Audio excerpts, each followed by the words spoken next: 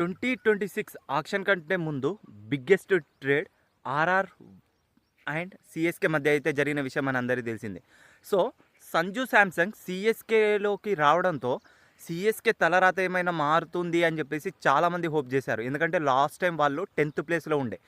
But మొదటి match ఆర్ఆర్తో జరిగినప్పుడు తను 6 రన్స్ స్కోర్ చేశాడు. అండ్ నిన్న పీబీకేఎస్తో జస్ట్ 7 బాల్స్లో 7 రన్స్ మాత్రమే స్కోర్ చేశాడు మన చేట. 2026 T20 వరల్డ్ కప్ లిఫ్ట్ చేయడంలో సంజు శాంసంగ్ పాత్ర ఎంత ఉందో మనందరికీ తెలుసు. ఎంత అద్భుతంగా ఆడి తను ప్లేయర్ ఆఫ్ ది టోర్నమెంట్గా కూడా ఎదిగాడు. అలాంటి ప్లేయర్ ఇప్పుడు ఫామ్ కోల్పోవడం చెన్నై సూపర్ కింగ్స్కి సమస్యలు తెచ్చిపెట్టింది అనుకోవచ్చు. మొదటి మ్యాచ్లో లో స్కోర్కే వాళ్ళు ఆల్అవుట్ అయ్యారు.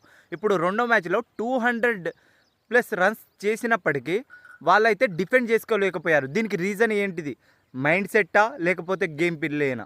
ఈ రెండిట్లలో దానికి రీజన్ అండ్ సొల్యూషన్ దొరకాలంటే ఎంఎస్ ధోని రావాల్సిందేనా?